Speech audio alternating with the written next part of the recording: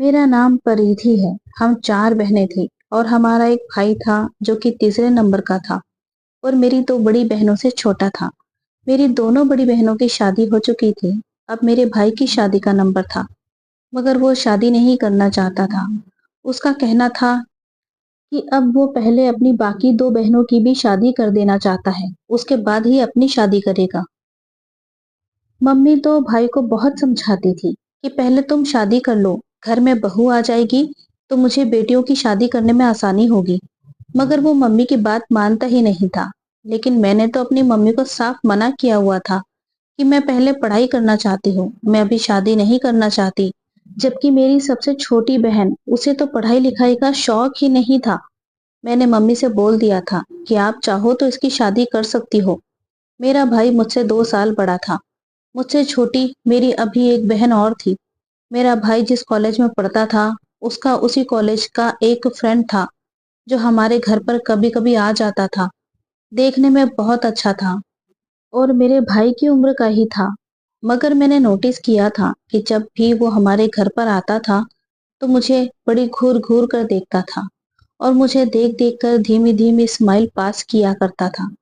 लेकिन कभी भी मैंने उसकी मुस्कुराहट का जवाब नहीं दिया था। पता नहीं वो अपने आप को क्या समझता था। एक बार मैं घर पर अकेली थी, जब वो मेरे भाई के बारे में पूछता हुआ हमारे घर आ गया था। मुझे ऐसा लग रहा था जैसे वो मुझसे कोई बात करना चाहता है।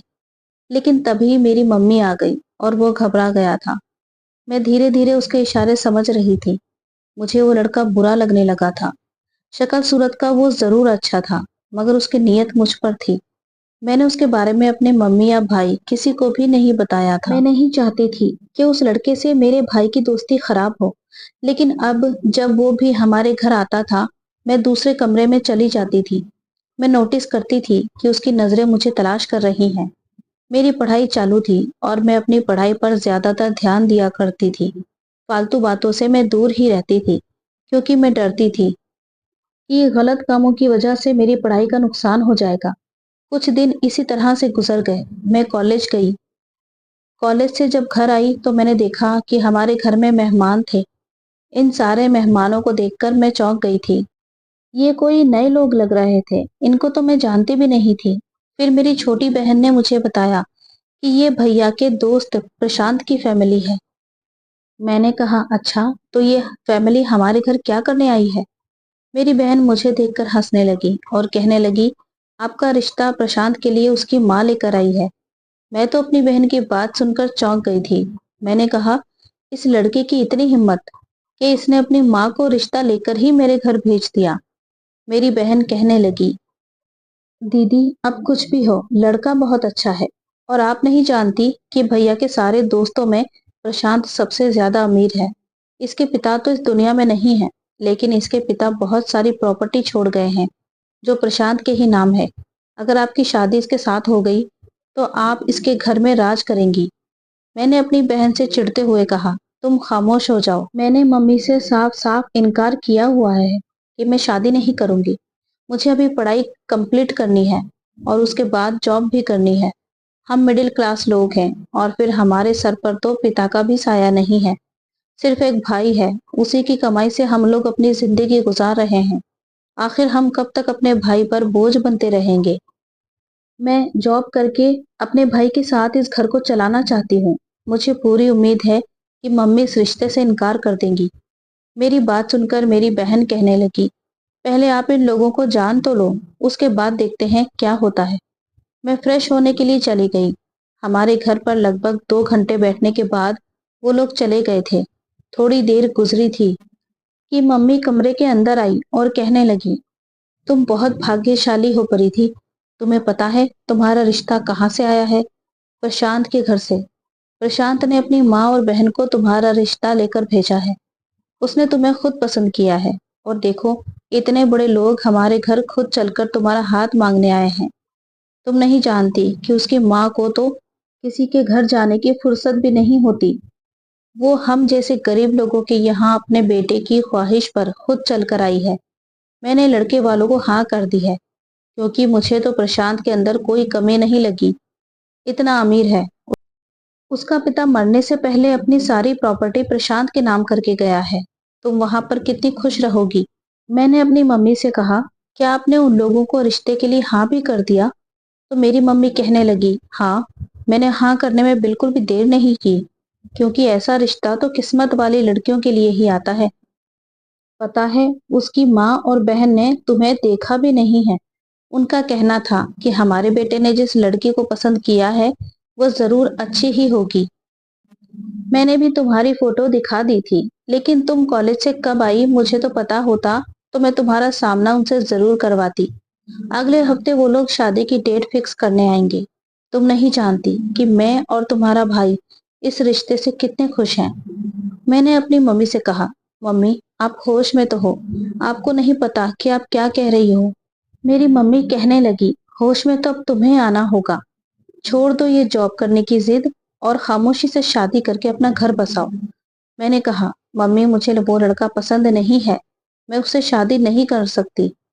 मेरी मम्मी कहने लगी, देखो, मैं उन लोगों को हाँ कर चुकी हूँ और वो बहुत अमीर लोग हैं। अगर किसी को पता चल गया कि तुम उस लड़के को पसंद नहीं करती तो लोग हमें बेवकूफ समझेंगे और कहेंगे कि इतना अच्छा रिश्ता इन लोगों ने ठुकरा दिया। प्रशांत बहुत अच्छा लड़का है, बस एक बार उसकी पढ़ाई कंप्लीट हो जाए, उसके बाद वो अपना बिजनेस संभालेगा। और फिर उसका पिता मरने से पहले इतनी प्रॉपर्टी उसके लिए छोड़ कर गया है कि उसे तो बिजनेस संभालने की जरूरत भी नहीं है। मेरी मम्मी खुश होते हुए मुझे गले से लगाने लगी और कहने लगी, तुम नहीं जानती कि मैं इस रिश्ते से कितनी खुश हूँ। मैं चाहती हूँ कि मेरी छोटी बेटी के लिए भी ऐसे ही परिवार से रिश्ता आए। तुम्हारी दोनों बड़ी बहनें तो बेचारी बड़ी परेशानी भरी जिंदगी गुजार रही हैं, लेकिन मैं तुम्हारी तरफ से बेफिक्र रहा करूंगी, क्योंकि मेरी बेटी एक ऐसे घर में जा रही है जहाँ के लोग अमीरी से मशहूर हैं। मैंने कहा, मम्मी, आप ये कैसी बातें कर रही हो? क्या आप अपनी बेटी की शादी इसलिए करना चाहती हो कि प्रशांत अमीर है? वो अमीर हुआ और उसने मुझे खुश नहीं रखा, तो मेरे लिए ये अमीरी किस काम की? मेरी मम्मी कहने लगी, शुभ शुभ बोला करो, तुम वहां क्यों खुश नहीं रहोगी? आखिरकार प्रशांत ने तुम्हें खुद पसंद किया है और वो तुम्हें प्यार क्यों नहीं देगा? वो तुम्हें बहुत प्यार करेगा। मुझे अपनी मम्मी पर बहुत गुस्सा आ रहा था। आखिरकार वो मुझे बिना पूछे लड़के वालों को हाँ कैसे कर सकती थी? मेरे घर में तो इस रिश्ते से सब बहुत खुश थे, मगर मैं पढ़ना चाहती थी। लेकिन मेरी चाहत को किसी ने नहीं समझा।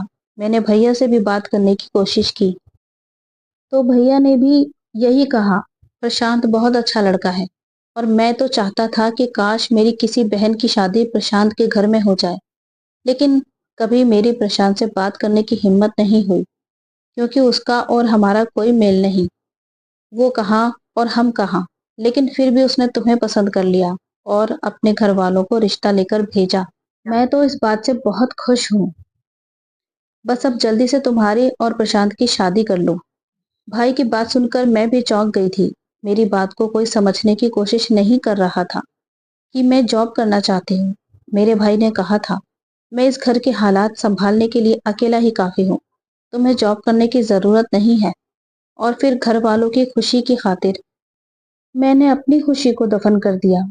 सबसे ज्यादा गुस्सा तो मुझे प्रशांत पर आ रहा था, जिसकी वजह से मेरा ये सपना टूट रहा था। उसने मेरे घर रिश्ता भेजकर बहुत बड़ी गलती की थी, क्योंकि मेरे दिल में उसके लिए कोई फीलिंग नहीं थी। बल्कि रिश्ता भेजने के बाद तो मैं उससे और भी ज्यादा चिढ़ने लगी थी।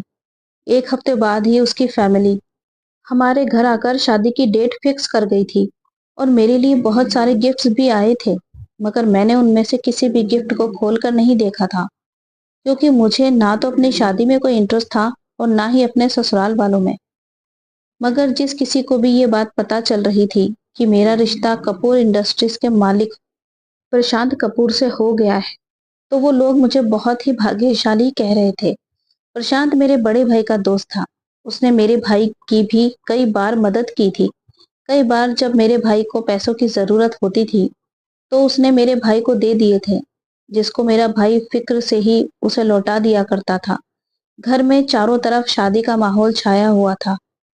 मेरी मम्मी ने भी मेरे लिए काफी कुछ जोड़ कर रखा था, मगर प्रशांत ने भैया से बोल दिया था कि ना तो उसे दहेज चाहिए और ना ही उसे कोई जेवर। बस वो मुझे पसंद करता है। और उसको सिर्फ और सिर्फ मुझसे ही मतलब था। इस बात पर तो मेरे घर वाले उसका और उसकी फैमिली का एहसान बहुत ही मान रहे थे। फिर मेरी शादी वाला दिन भी आ गया। मैं उस दिन बहुत रोई थी, जब मेरे सारे सपने टूट गए थे और फिर विदा होकर मैं अपने ससुराल चली गई। मेरे ससुराल वाले इतने अमीर थे कि मेरी शादी में किसी चीज की कोई कमी नहीं थी। प्रशांत की शादी खूब धूमधाम से की गई थी। मेरा स्वागत भी घर के अंदर बहुत अच्छे तरीके से किया गया था। प्रशांत बहुत खुश नजर आ रहा था, मगर मैं उदास थी। लेकिन अब जो भी था, जैसा भी था, वो मेरा पति था। और मैंने अपने दिल में ठान लिया था कि अब मुझे सारी बातों को भूलकर अपनी नई जिंदगी की शुरुआत करनी ही पड़ेगी, क्योंकि अब तो मेरी शादी हो चुकी है। अब कुछ नहीं हो सकता। मैं दुल्हन बनी हुई अपने पति के कमरे में इंतजार कर रही थी। शायद मेरा ये इंतजार ज्यादा देर तक का होने वाला था, क्योंकि ये लोग तो अमीर थे और सुबह को देर तक उठते थे। उनके लिए रात खराब करना तो नॉर्मल सी बात थी। मैं कमरे में चारों तरफ कमरे की सजावट को देख रही थी, जिसकी डेकोरेशन बहुत अच्छी की गई थी और कमरे में एक अजीब सी खुशबू फैली हुई थी, जो मुझे बहुत पसंद आ रही थी। रात के लगभग 2 बजे मेरा पति कमरे के अंदर आया और आते ही मेरे करीब बैठ गया। उसने प्यार से मेरा घूंघट उठाया और कहने लगा, तुम नहीं जानती मुझे आज के दिन का कितनी बेसब्री से इंतजार था। फाइनली आज तुम मेरे सामने मेरी पत्नी बनकर बैठी हुई हो। मैं तुम्हें बहुत पसंद करता था। कई बार मैंने तुमसे अपनी मोहब्बत जाहिर करने की कोशिश की, मगर हमारे बीच में कोई ना कोई आ गया, या फिर तुम मुझसे दूर दूर रहती थी। इसलिए मैंने फैसला किया कि मैं तुम्हारी भावनाओं के साथ खिलवाड़ नहीं करूंगा, बल्कि मैं तुम्हें अपनी पत्नी बनाकर तुम्हारी हर ख्वाहिश को पूरा करूंगा। यही वजह थी कि मैंने अपने घर में अपनी पसंद के बारे में बता दिया और मेरी माँ बहनें खुशी खुशी तुम्हारा हाथ मांगने चली गई। मैं अपने पति से कोई बात नहीं कर रही थी। वो कहने लगा, तुम मुझसे कोई बात नहीं करोगी क्या? तुम्हें मैं पसंद नहीं हूँ? मैंने कहा, नहीं, ऐसी कोई बात नहीं, तुम बहुत अच्छे हो। जब मैंने ये बात कही तो वो मुस्कुराने लगा था। अभी मैं आगे उससे कुछ और बात करती, इतने में ही उसके मोबाइल की रिंग बजने लगी और वो एक्सक्यूज मी कहते हुए बेड से उठा और एक तरफ जाकर कॉल अटेंड करने लगा। पता नहीं इतनी रात को किसकी कॉल आई थी। मैं वेट कर रही थी कि कब वो बात पूरी करने के बाद मेरे पास आकर दोबारा से बैठ जाए। जबकि मैं अब उसकी पत्नी बन चुकी थी, इसलिए मेरे दिल में उसके लिए अच्छे खासे ख्याल पैदा होने लगे थे। वैसे भी अब पुरानी बातों को याद करने से कोई फायदा नहीं। इंसान को अपनी नई जिंदगी की शुरुआत हमेशा खुशी खुशी करनी चाहिए। मैं खुश होने लगी थी, मगर शायद मेरी ये खुशी कुछ ही समय की थी। मेरी थोड़ी सी ही खुशी को अचानक किसी की नजर लग गई। कॉल पर बात करने के बाद मेरा पति मेरे पास आया और कहने लगा, सॉरी, तुम्हें थोड़ी देर वेट करना होगा। मेरा एक दोस्त अमेरिका से मेरी शादी अटेंड करने के लिए आया है। वो तो आज सुबह ही आने वाला था, मगर उसकी फ्लाइट देर से लैंड हुई, इसलिए उसे आने में इतना टाइम लग गया और बेचारे को मेरी शादी भी नहीं मिली। वो जहाँ ज्यादा किसी को जानता नहीं है, इसलिए मैं उसे लेने के लिए एयरपोर्ट जा रहा हूँ। मेरे अलावा ये काम कोई और नहीं कर सकता। बस मुझे 1 घंटा लगेगा। तुम मेरा इंतजार करना, मैं अभी आता हूँ। और फिर मैं तुम्हारा मुंह दिखाई का गिफ्ट भी लाना भूल गया था। वो भी मम्मी के पास रखा हुआ है, मैं उनसे लेना भूल गया। अगर तुम्हें कोई प्रॉब्लम ना हो तो मैं जाऊं? मैंने अपने पति से कहा, हाँ हाँ, आप चले जाओ। तो पति कहने लगा, तुम्हें इन दुल्हन के कपड़ों में बहुत भारी भारी महसूस हो रहा होगा। तुम एक काम करो, इन्हें चेंज कर लो और इजी हो जाओ। इन कपड़ों की वजह से तुम्हें थकावट महसूस नहीं होगी।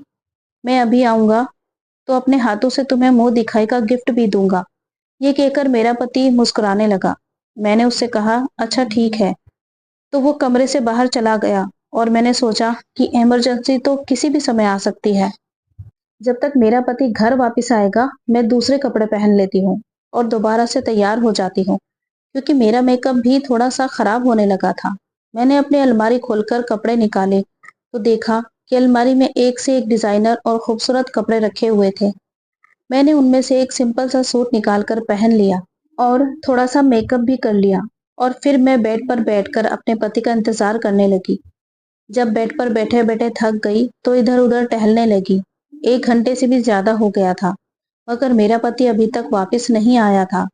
जब मैं टहलते टहलते थक गई तो बिस्तर पर लेटने लगी। सोचा कि आराम कर लेती हूँ, लेकिन अचानक मुझे शोर की आवाज सुनाई दी। ये शोर कैसा था? मेरी कुछ भी समझ नहीं आ रहा था। ऐसा लग रहा था जैसे बहुत सारे लोग इकट्ठा हैं और रोने की आवाज आ रही थी। मैं घबरा गई थी। तभी अचानक कमरे का दरवाजा खुला और मेरी ननद कमरे में आई और रोते हुए मुझसे लिपट कर कहने लगी, भाभी, भैया। ये कहकर वो जोर जोर से रोने लगी। मैं उसके रोने का मतलब नहीं समझ पाई थी। मैंने उससे कहा, क्या हुआ है, तुम क्यों रो रही हो? तो उसने बताया, भाभी, आपको नहीं पता कि भैया इस दुनिया से जा चुके हैं। उसकी अचानक बात सुनकर मैं शौक में रह गई। मैंने कहा, ये क्या कह रही हो तुम? वो तो अपने दोस्त को लेने गए हुए हैं। तो मेरी ननद कहने लगी, नहीं नहीं भाभी, भैया का रास्ते में अचानक एक्सीडेंट हो गया और वो मौके पर ही इस दुनिया को छोड़कर चले गए। भैया को अस्पताल ले जाया गया था, मगर डॉक्टर ने उन्हें मृत घोषित कर दिया। आप नीचे चलिए, सब लोग आपको बुला रहे हैं।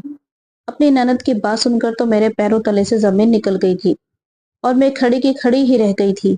मुझे अपने कानों पर विश्वास नहीं हो रहा था। मेरी ननद मेरा हाथ पकड़कर मुझे नीचे ले गई तो देखा कि सफेद चादर में लिपटा हुआ एक शव जमीन पर पड़ा हुआ था और उसके आसपास काफी सारे लोग इकट्ठा थे। मेरी सास और मेरे पति के भाई और उसकी बहनें बुरी तरह से रो रहे थे। मुझे तो यकीन ही नहीं आ रहा था कि जो इंसान अभी कुछ समय पहले मुझसे बातचीत करके गया था, वो अचानक कैसे मर सकता है। मैंने तो रोना शुरू कर दिया था। मुझे लग रहा था कि मेरी जिंदगी उजड़ गई है। मैं अभी ही तो सुहागन बनी थी और अब मैं विधवा भी बन चुकी थी। मेरी सास मुझे अपने पास बिठाकर लिपटा कर रो रही थी और कह रही थी, देखो, तुम्हारा पति इस दुनिया को छोड़कर चला गया।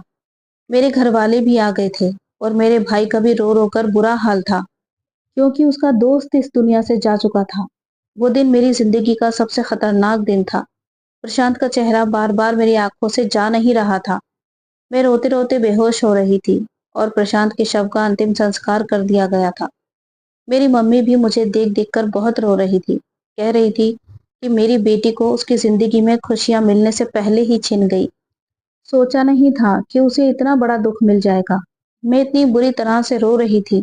अपने पति को याद कर करके मेरी हालत पागलों जैसी हो गई थी, मगर मैं अपने होशो हवास में थी। मुझसे इस बात का सब्र नहीं हो रहा था कि मेरा पति मुझे इस दुनिया में इतनी जल्दी छोड़कर कैसे जा सकता है। वो तो अपने दोस्त को एयरपोर्ट से लेने गया था।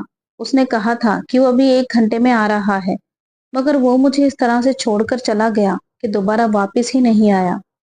मेरी सास ने मेरी मम्मी से कहा था कि ये हमारे बेटे की विधवा है, हमारे घर पर ही रहेगी।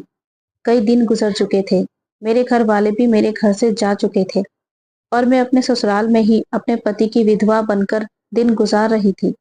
मेरे पति की मौत को 1 हफ्ता हो गया था जब मेरी तबीयत खराब हुई और मेरी सास ने मुझे दवाई खाने के लिए कहा था। वो दवाई खाने के बाद मेरे सर में दर्द रहने लगा था और मैं बस सारा सारा दिन सोती रहती थी। एक दिन मेरी तबीयत बहुत ज्यादा खराब हो गई थी।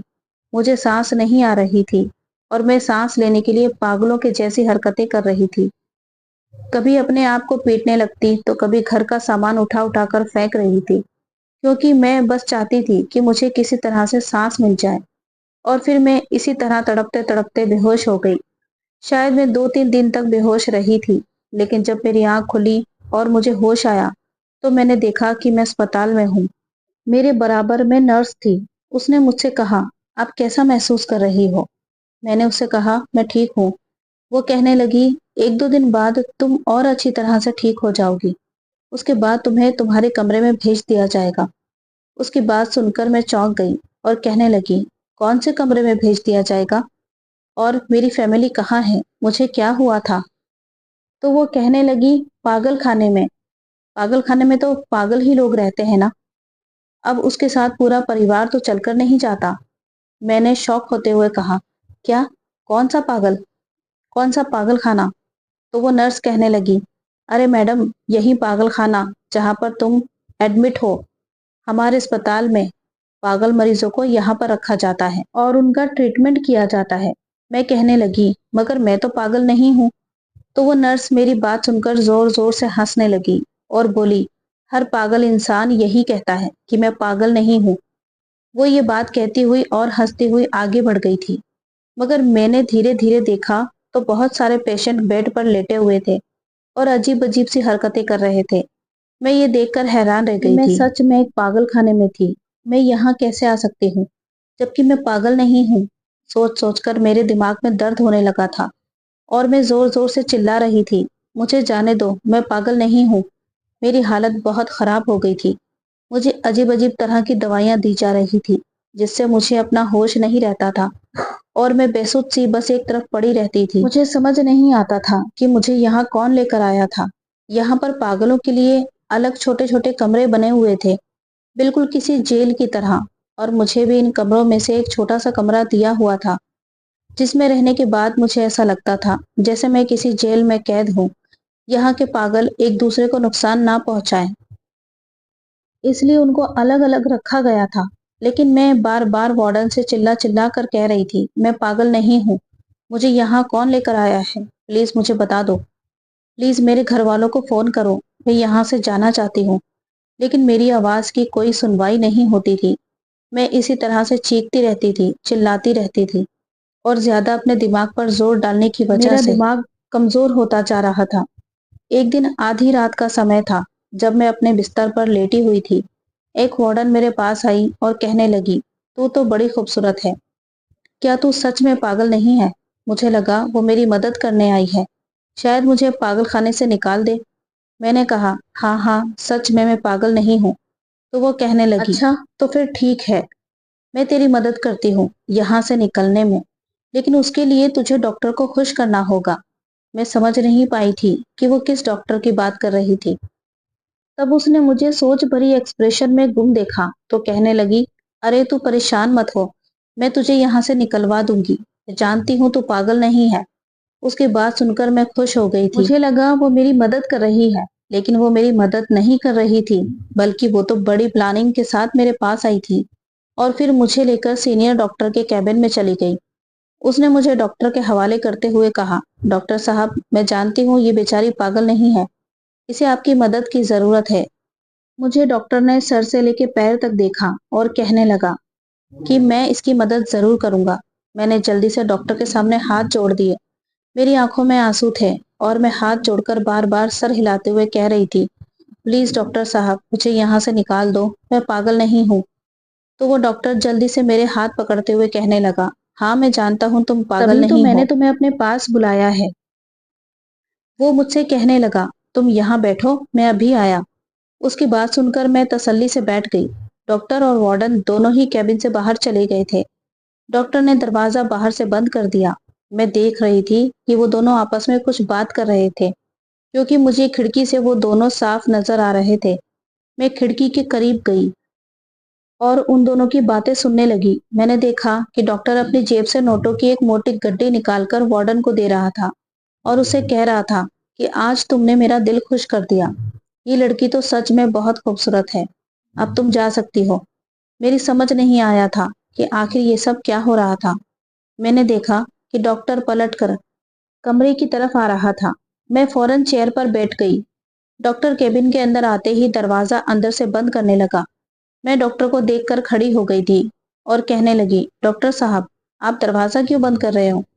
तो वो मेरे पास आया और कहने लगा, अरे घबराने की जरूरत नहीं है, बस मैं तुम्हारी मदद करना चाहता हूँ।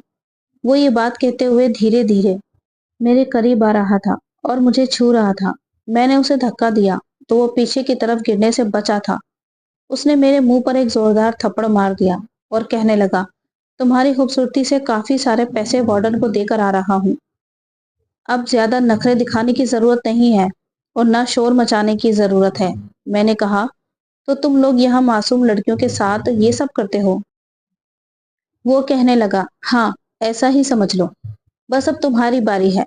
उसने मेरे लाख गिड़गिड़ाने के बावजूद भी मेरी इज्जत के साथ खिलवाड़ किया और फिर उसने मुझे एक ऐसा इंजेक्शन लगाया जिसके लगने के बाद मैं अपने आप में बहुत कमजोर महसूस कर रही थी और मेरी आवाज तक नहीं निकल रही थी। शायद वो इंजेक्शन वीकनेस का था, जिसकी वजह से मैं कमजोर पड़ गई और किसी को कुछ भी नहीं बता पाई और ना ही यहाँ से भाग पाई। मुझे मेरे कमरे में भिजवा दिया गया था।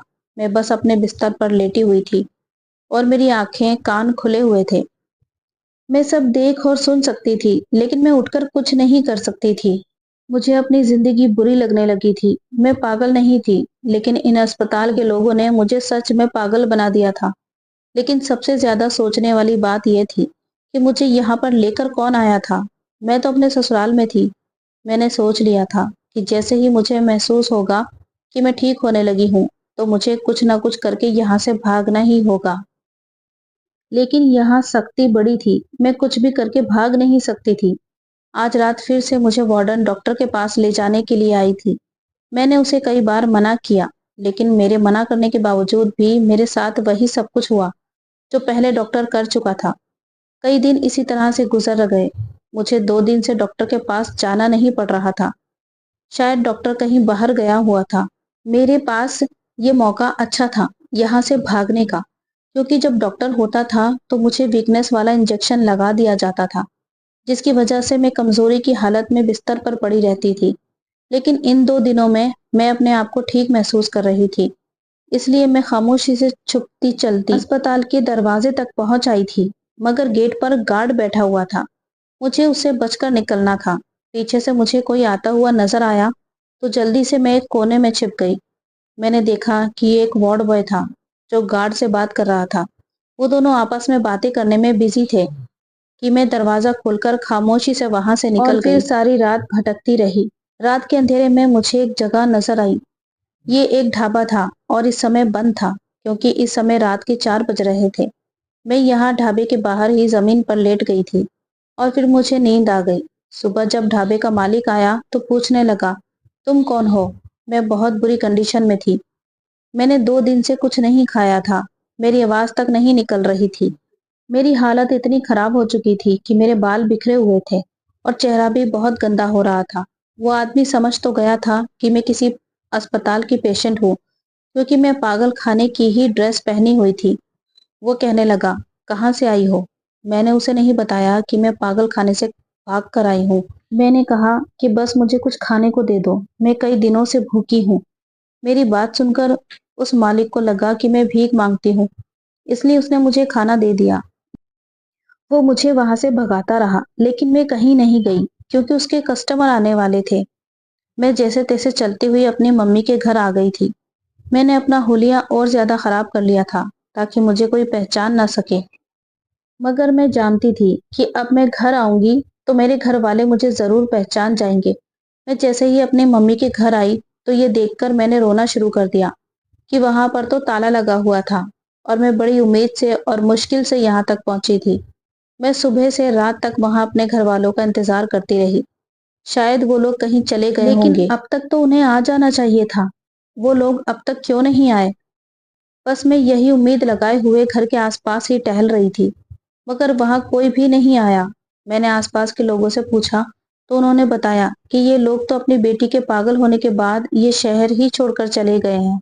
सुना है कि कहीं और रह रहे हैं। हमारे पड़ोस की औरत मुझे पहचान नहीं सकी थी, क्योंकि मेरी हालत बिल्कुल भी भीख मांगने वाली औरतों जैसे ही थी। सुबह से मुझे रात हो गई थी। अपने घर के आगे खड़े हुए और फिर मैं वापस ढाबे पर आ गई, जहां पर मैं कल रात ठहरी थी। पूरा दिन गुजर गया था। मैं भूखी प्यासी थी। मुझे लगा कि मैं उसी ढाबे पर जाऊंगी तो जरूर ढाबे का मालिक मुझे कुछ खाने को दे देगा। मुझे अपनी जिंदगी इतनी बुरी लगने लगी थी कि मेरा मन कर रहा था कि मैं अपनी जान ले लूं। मगर अब जान लेने से कोई फायदा नहीं था, क्योंकि मेरे तो आगे पीछे रोने वाला भी कोई नहीं बचा था। मैं बड़ी मुश्किल से ढाबे तक आ गई और फिर वहां आने के बाद वहां के मालिक के साथ हाथ जोड़कर कहने लगी, मुझे खाना दे दो, और उसे बताया कि मेरे आगे पीछे कोई नहीं है। मैंने उससे कहा, आपका बहुत बहुत शुक्रिया, मेरे लिए यही बहुत है। रात का टाइम हो गया था और मैं ढाबे के पीछे ही जमीन पर लेटी हुई थी। कुत्तों के भौंकने की आवाज से मुझे डर लग रहा था, क्योंकि आज पहली बार मैं खुले आसमान के नीचे सो रही थी। मेरे सर पर कोई छत नहीं थी।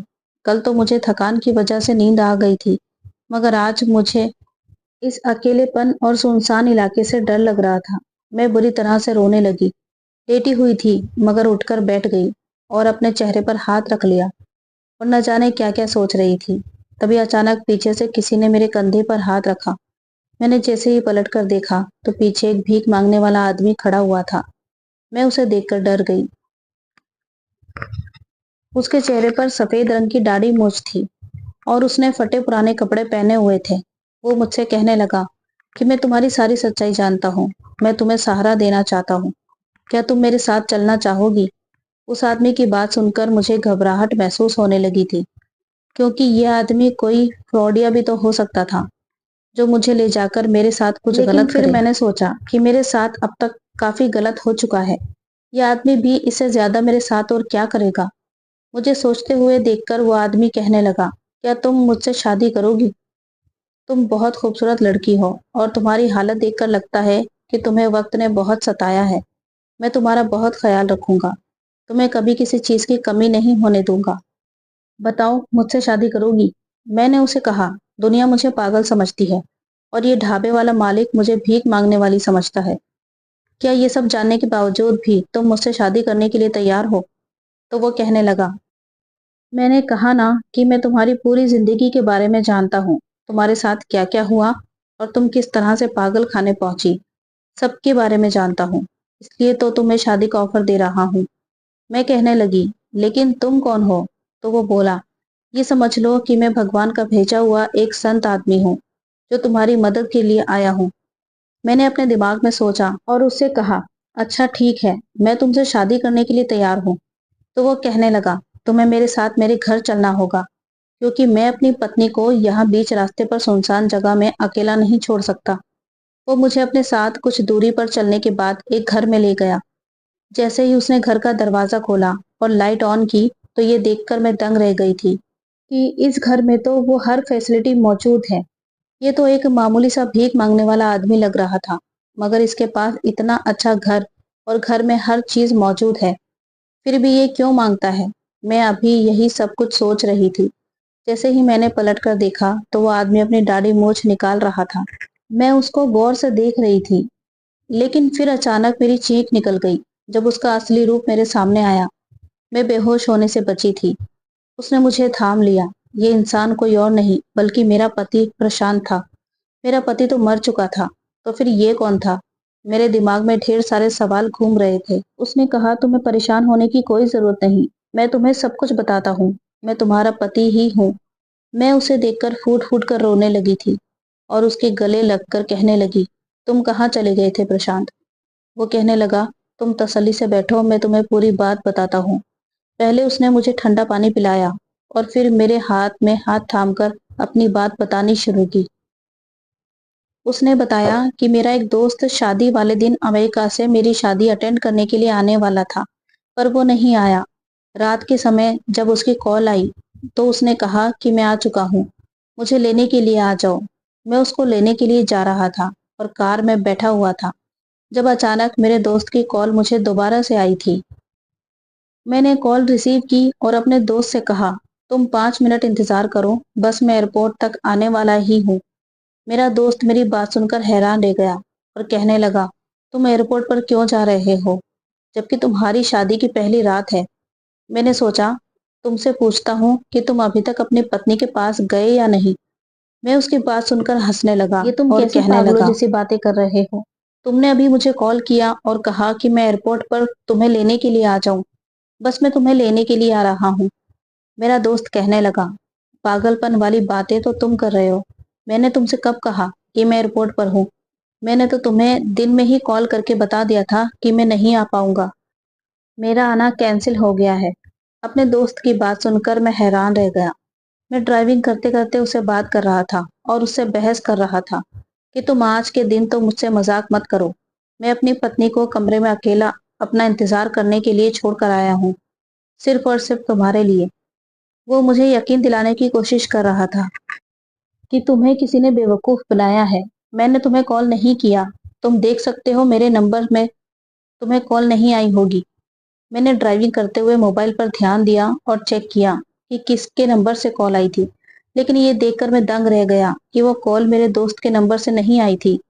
अभी मेरा ध्यान मोबाइल पर ही था कि अचानक से पीछे से किसी ने मेरी गाड़ी को जोरदार टक्कर मारी और मेरी गाड़ी दूर जाकर एक पेड़ से टकरा गई और फिर उसके बाद मैं बेहोश हो गया। जब मुझे होश आया तो मैं अपने फैमिली डॉक्टर के यहाँ एडमिट था। मुझे जल्द ही 1 घंटे बाद होश आ गया था। मुझे काफी सारी चोटें आई थी। मेरे फैमिली डॉक्टर ने मुझे एक ऐसी बात बताई जिसने मेरे होश उड़ा दिए। वो कहने लगा, तुम्हारा एक्सीडेंट नहीं हुआ था, बल्कि तुम्हारा एक्सीडेंट करवाया गया था। मैं जानता हूँ ये सब तुम्हारे साथ किसने किया है। हमारे फैमिली डॉक्टर मेरे पापा के बेस्ट फ्रेंड थे और उनको मेरी सौतेली माँ ने ढेर सारे पैसे दिए थे और कहा था कि प्रशांत मर जाना चाहिए। उन्होंने मेरी फैमिली डॉक्टर से कहा था कि तुम प्रशांत को जहर का इंजेक्शन लगा देना ताकि वो मर जाए, क्योंकि ये बात मेरी सौतेली माँ जानती थी कि मेरा इतना भारी एक्सीडेंट नहीं हुआ था। मेरे फैमिली डॉक्टर ने उनके कहने के मुताबिक पैसे ले लिए थे, लेकिन उन्होंने मुझे सब कुछ बता दिया था, क्योंकि मेरे फैमिली डॉक्टर जानते थे कि मेरी सौतेली माँ मेरे साथ ये सब कुछ क्यों कर रही है। वो एक ईमानदार इंसान थे। दरअसल मैं अपने डैड का इकलौता बेटा था। मेरी मम्मी के मर जाने के बाद मेरे डैड ने मेरी सौतेली माँ से दूसरी शादी कर ली थी, जो अपने पहले पति से दो बेटियां और एक बेटा लेकर आई थी। मगर मेरे पापा ने मरने से पहले सारी प्रॉपर्टी मेरे नाम कर दी थी। मेरी सौतेली माँ को इस बात का गुस्सा था कि उन्होंने सारी प्रॉपर्टी बराबर बराबर सारे बच्चों के हवाले क्यों नहीं की। उन्होंने सारी प्रॉपर्टी अपने नाम करवाने के लिए मेरा एक्सीडेंट करवाया और उन्होंने ही तुम्हें पागल खाने में भिजवाया था। उन्होंने पागल खाने के डॉक्टर को पैसे खिलाए और जब तुम्हारी तबीयत खराब हुई तो उन्होंने तुम्हें पागल खाने में भर्ती करवा दिया और कहा कि इस लड़की को दवाइयां देकर पागल कर दिया जाए। उन्होंने तुम्हारे घर वालों को भी ये यकीन दिला दिया कि तुम पागल हो चुकी हो। मैं काफी दिनों बाद रिकवर हुआ था। डॉक्टर अंकल ने मेरी सौतेली माँ के मुताबिक मुझे मृत घोषित कर दिया था और मेरे बजाय किसी और की डेड बॉडी उनके हवाले कर दी थी। मेरी सौतेली माँ अपने प्लान में कामयाब हो गई थी। उन्हें लगा कि मैं मर गया हूँ, मगर डॉक्टर अंकल ने मुझे अस्पताल से गायब करवा दिया और मुझे अपने घर पर कुछ दिन तक रखा और सबको यही बताया कि मैं मर चुका हूँ। जब मैं ठीक हुआ तो मुझे तुम्हारी याद आई। मैं तुमसे मिलना चाहता था। मुझे लगा कि इन लोगों ने तुम्हें तुम्हारे मायके भेज दिया होगा। मैंने अपनी पहचान बदल ली थी और मैं अपनी पहचान बदलकर तुम्हें ढूंढने की कोशिश कर रहा था। मैं तुम्हारे मायके के घर के बाहर पहरा देता था, मगर तुम वहां पर कभी नहीं दिखाई दी। मैं नहीं जानता था कि उन लोगों ने तुम्हारे साथ क्या किया, लेकिन मेरी नजर अभी भी तुम्हारे मायके पर ही टिकी हुई थी कि तुम वहां भी होंगी, लेकिन कभी ना कभी अपने मायके जरूर आओगी। अब जब तुम अपने मायके गई तो मैं तुम्हें देखकर बहुत खुश हुआ था। मुझे बहुत सुकून मिला था, मगर तुम्हारी हालत देखकर मुझे बहुत अफसोस हुआ कि शादी मेरी वजह से हुई और उन लोगों ने तुम्हारी ये हालत कर दी। जब तुमने अपने मायके पर ताला लगा हुआ देखा तो देखकर यहाँ आ गई। तो मैं तुम्हारे पीछे पीछे ही था और तुम्हारे साथ था कि अब मेरे होते हुए तुम्हें कोई नुकसान नहीं पहुंचा सकता। तुम्हें रोते हुए देखा तो मैंने सोचा कि अब मुझे तुमसे बात करनी होगी और इस तरह से मैं तुम्हें अपने यहाँ ले आया हूँ। मेरे दोस्त का घर है। मेरे डैड ने दूसरे शहर में एक बंगला बनाया हुआ था, वो भी उन्होंने मेरे नाम किया था, लेकिन उस बंगले के बारे में मेरी सौतेली माँ और उनके बच्चे नहीं जानते हैं। उस बंगले की चाबी मेरे एक दोस्त के पास है। हम सारे दोस्त मिलकर वहां पार्टी किया करते थे। मैं तुम्हें वहां लेकर जाऊंगा और हम दोनों वहां पर अपनी जिंदगी गुजारेंगे और अपनी जिंदगी की एक नई शुरुआत करेंगे। प्रशांत की बातें सुनकर मेरी आंखों में आंसू आ गए थे। वो भी जिंदगी की एक बड़ी जंग जीत कर आया था। फिर मैंने उसे बताया कि मेरे साथ पागल खाने में क्या क्या हुआ था। उसे बहुत अफसोस हुआ मेरी हालत को देखकर, लेकिन फिर उसने मुझे समझाया और तसल्ली दी कि तुम्हें परेशान होने की कोई जरूरत नहीं। तुम वो सब कुछ एक सपना समझकर भूल जाओ और अपनी जिंदगी की शुरुआत करो। अब तुम्हारी हकीकत यही है कि मैं तुम्हारे साथ हूँ और अब तुम्हें मुझसे कोई अलग नहीं कर सकता। इस तरह प्रशांत और मैं उस बंगले पर चले गए। वहां जाने के बाद मेरे पति ने नौकरी करना शुरू कर दिया और अपनी काबिलियत के बलबूते पर दोबारा से उसने अपना एक अच्छा खासा बिजनेस सेटअप बना लिया। हम लोगों ने सब्र किया था। जो प्रशांत की सौतेली माँ ने हम दोनों के साथ किया था, जरूर भगवान उनको उनके किए की सजा देगा। मेरे घर वालों को लोगों ने उल्टी सीधी बातें कहकर तंग कर दिया था। लोग उनसे कहते थे कि तुम्हारी बेटी मनहूस है, शादी की पहली रात ही अपने पति को खा गई और अब पागल खाने में बैठी हुई है। मेरी माँ और मेरे भाई ये सब बातें बर्दाश्त नहीं कर सके, इसलिए उन्होंने तंग आकर वो मोहल्ला छोड़ दिया था। लेकिन मैं अपने पति के साथ अब आसान जिंदगी गुजार रही थी और मैं बहुत खुश हूँ। उम्मीद करती हूँ आपको हमारी कहानी पसंद आई होगी। कहानी पसंद आई हो तो वीडियो को लाइक करें, चैनल पर नए हैं तो चैनल को सब्सक्राइब करें और नोटिफिकेशन बेल को ज़रूर दबाएं ताकि अगली अपडेट आपको सबसे पहले मिले। तब तक अपना ख्याल रखें। Thanks for watching.